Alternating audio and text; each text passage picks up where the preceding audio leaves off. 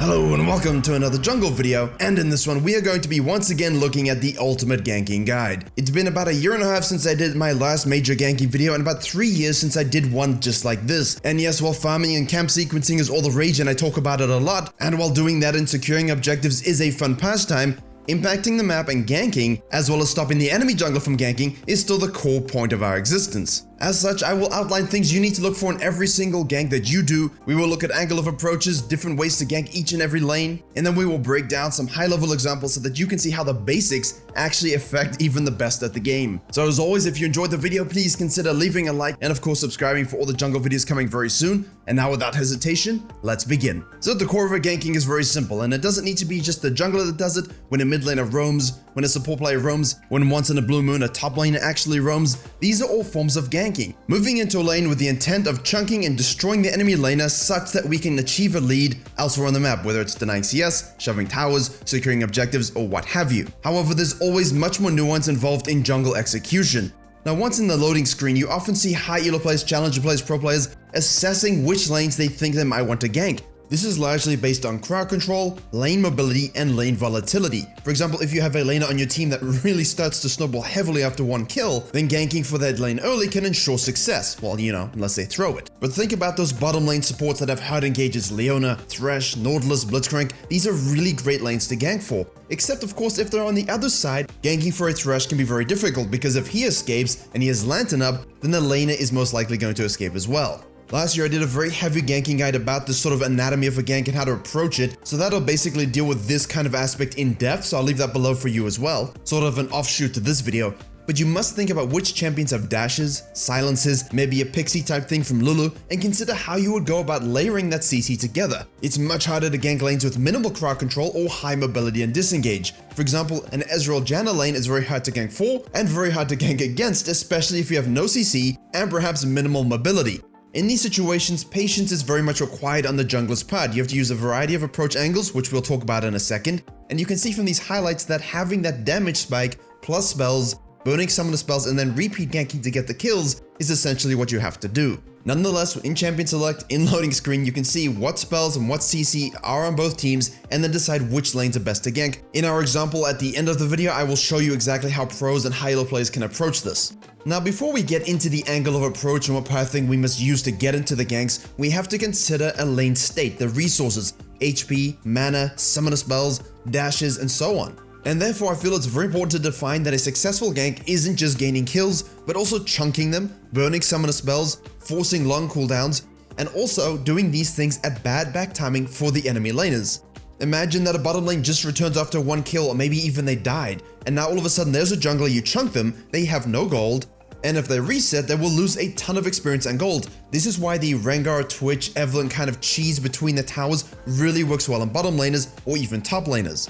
Now in doing so, you must also consider the lane position and minions. Consider which lane is pushing and pulling, when is it neutral, when is the next wave actually coming so I can plan for tower dives, reinforcement, maybe vision control. Again, this is a more complex topic, so I will leave some resources in the description for you to click if you're interested in investigating lane states as well as vision manipulation. And of course, these are more in depth and take a lot of time, so I cannot cram everything into this short video, but hopefully that will help you out as well. And now to the juicy part, ward and approach angles plus watching laner behavior. To that end, everything we've covered so far, when heading for your gank, you must consider the angle of approach and pathing around vision. Once you've assessed if a lane is good to gank for, also including assessment of when ults are up, if they are even level 6, what items and level specs have been reached, must consider these things. You now must think about when approaching directly for a very gankable lane. For example, if everything's shoved up, you can simply run straight from the river. Taking large loops around bushes in this case of vision can be detrimental. If it's warded, you give them time to escape from having seen you, and so simply moving in as fast as possible, ignoring the vision, and just going directly to the champion to eradicate their soul is the better approach. However, if the lane is more neutral, you use your scanner as your approach, there's no vision, you can wait for the laner to engage, looping around, having good pathing, we will look at that in our example as well, is safer and allows a more normal setup. Because if a lane is in a neutral state and you simply bum rush in, if it is warded, they can back out very easily. So taking a long loop to ensure you're not seen and make sure there's vision control is a more cautious approach. In this case that the gank actually goes ahead, make sure you are timing your flash and mobility with the enemy laner. try save your flash or dash until they have used theirs, and if they continue to hold it, because you had a great angle of approach and you circumnavigated or cleared any vision, you can continue to burn them down as much as possible until they do. Now if they save it to the last minute and they flash out, that's obviously well played by them, they understood the damage output. Now when talking all about this, we have to consider what lane we're ganking, top, mid or bot. The side lanes, top and bot, have 5 possible approaches. The very basic through the river pathing. These are your very straightforward jungler ganks. It doesn't require a much higher IQ than that of a walnut. You simply run down the river past a dragon, say hello, and you do the same thing on the herald side. Now obviously the high IQ version of this ganking is navigating intricate vision control. Like if a scuttle crab was down and you had to navigate the vision correctly, maybe you want to take your approach through the dragon pit if you're on the blue side. If you're doing the same thing on the red side of the map, you can go through the herald pit. All in all, you have a few approaches to get into the river and then conduct your gank. This is important if you have known vision on the map. This is obviously the same on both sides of the map. Now if going through the river is something way too boring for you and you of course are an elevated soul, you can flank from behind and go through the tri-bush. Or maybe you can go over or through a wall like a Kane, Rek'Sai, and Zac, or maybe a Lee Sin Warthog can do. And finally, as I already mentioned, the true sneaky Krug Gap Gank. Try saying that as many times as you kill the ADC from trying to do the strategy. Different champions have different options, but those that can use most of these gaps will have the best success keeping ganking the bottom lane and the top lane, and also keeping them fresh from unique angles, and that's vital to the success of laner destruction. Now mid lane is much different. Alone you have 3 ways to path from the river on both sides, 6 in total, being particularly astute to navigate vision with tight pathing around walls, and depending on the lane state in terms of push or pull, then you have the walls that Zacs and Rek'Sais enjoy ignoring, and you can go for those deep tower dives. Now you've been seeing highlights of various ganks around these gaps, but being aware of where they all are and actually using them are 2 different things, and that starts with using a scanner, the Scry's Bloom, and control wards. Those are the red things in the inventory that cost 75 gold. Very useful. You need to use these consistently to know where vision is kept, which will guarantee a more fun jungling game for you because you can gank different angles and ultimately make it a more depressive game for the laners. I mean, that's why I'm here. Now, something that most low and mid MMR players don't consider is where are the enemy junglers and where are the enemy laners. Please consider this. Counter ganks happen, rotations happen from mid, especially from that Talon champion. Use your jungle tracking as we heavily emphasized in the video on Friday, I will link that as well, to take ganks when you know the enemy jungler cannot interfere and before you have obliterated the enemy. Keep your eyes on the rest of the map and watch for those things and know when to stop your gank if it isn't going well and you see 3 people goon squatting up to protect their laners in a way that yours would never try and protect you. And on that note, lane assistance. Ensure laners are ready to assist, and if they cannot because they have low HP, low mana and so on, maybe your cooldowns are really dead, don't overcommit to a gank. Those really tight ganks you pull off when your lane is pushing are great, those are easy, but don't go into tower range and get finessed on.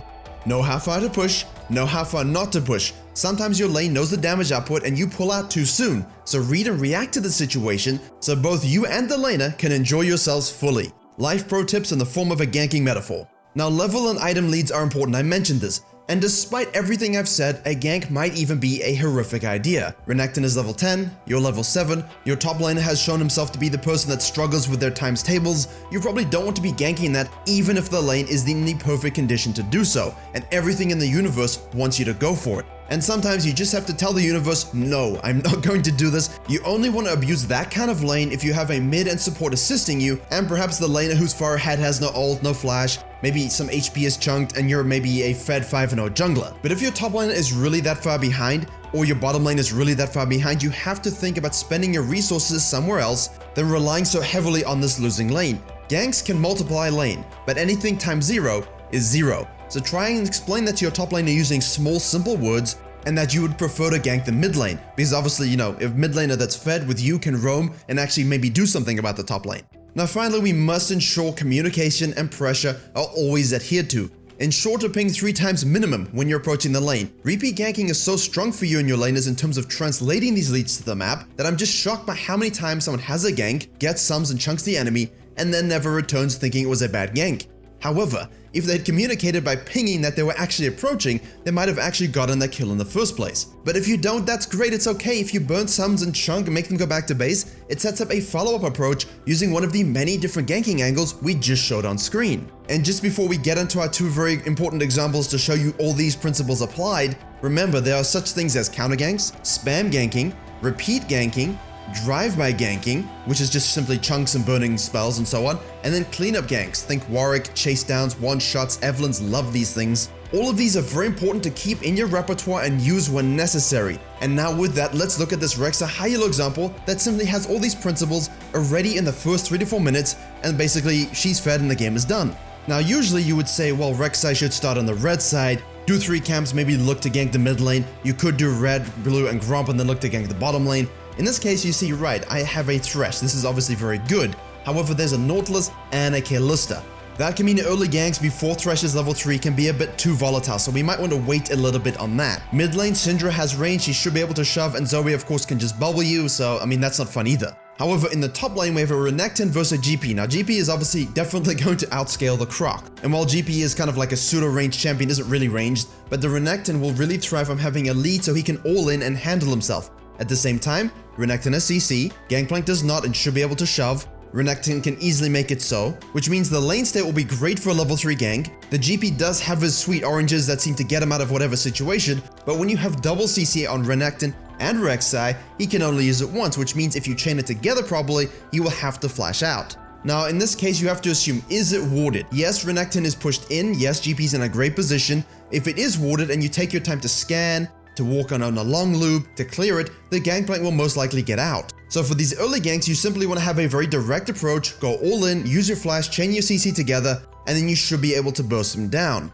Now let's freeze it a second. You know the Echo started on the bottom side because their bot lane also gave a leash, which means you have to anticipate that the Echo is going to be in the area as well. So do not be surprised when he counter ganks for you. Now the Echo gets a bit overzealous, he flashes in, you're able to actually deal with him, 2 free kills. Now because of the lane state and the fact that everyone had flashes, enough mana and HP because it was so early, you can clear the vision as you leave. This is huge, you will not have another trinket ward up. Most laners will not want to waste any form of gold this early on a control ward. And if they TP back, well that's basically a free gank. So now you can take your time, counter jungle the Echo a little bit, shove him off, make sure your laners are safe, get Scuttle Crab control. And now what's the best course of action? Your scanner is down, the lane will be in a more neutral situation as Gangplank will play slightly safer, so if he did buy a control ward, or did use a trinket ward, maybe the Echo did, in that side bush on the top side, you cannot afford to go through the river directly again. We are Rek'Sai, we have great map scaling, let's hold it, wait for spells, Eon through the wall, and basically 100% he's dying again, and it really is that simple. The thing is, too often I see people be very casual in their early game ganks. If you're ganking on the mid lane or bottom lane, it's the same thing. If you know it's warded and the lane's in a very pushed state, you cannot afford to stop and clear it. You're giving them all this time to actually get out. Go straight in, do your business, and then clear the vision. This gives you all the options in the world for that repeat and abuse we love to say on this channel, to come back again, spam kill the Yasuo, and walk away a happy person. Now in terms of paying attention to where the jungler is, look at this Elise game. The Sylas starts in the red, he goes on down, he knows Elise is going to want to gank and tower dive a shoved early lane, especially in high elo, so he's just going to simply counter jungle the Raptors. Now while Elise does her business, it's most important noting that the Sylas drives by in the mid lane. No chunk, no spells are used, he's simply showing his presence as he wants to get to his point as soon as possible, doesn't matter that they saw him. The thing is, the Elise should have seen him. Now obviously she was engaged in the gank at the time, but her exit pathing was so bad, and yes, this was a Challenger Grandmaster level game, so I have no idea why the Elise is walking into the Tribush just to get chunked by the Sylas. Now of course, because the lane is shoved, the Sylas' counter gank is great, but he's going to be chased down the river. The fact that she dies and he lives is obviously a little bit of luck from the laner interaction, but the principle is she shouldn't have been in that situation in the first place. Now normally I wouldn't say anything about this because it's quite small, however the Sylas goes bottom lane and ganks. Then the Sylas moves on up and tries it again. Nothing happens, so he paths all the way to the mid lane. The reason he's pathing to the mid lane is because the Elise just ganked again on the mid. Talk about your lane states. Remember what I told you, if laners have leads, if laners are ahead, you might not be able to kill them, and so you just get chunked enough to disengage. This is always way more prevalent against a Syndra, very fun champion. She knew he was bottom side, she knew he might path on up. Why would you blindly walk into your Raptor's bush? Now obviously the Sylas here is a very good jungler, he's anticipating and reading her like a book, but she is not considering where his location is or where he wants to do. And I want to end the video on that because I'm going to do a video on what I just said later in the week to show you all of these little things that go wrong in games for junglers that can really cost you your wins. But hopefully from the side of ganking, this has given you everything you need to know as well as a jump off point. Obviously, I can't cover everything in a 15-minute video, so I've left links to things in the description below. I hope you were able to enjoy and learn something. Please do like, share, and comment if you did. I'd love to get around 1500 likes. It lets me know what you want to see on the channel. Thank you very much for watching, and as always, I will see you all in the next tutorial.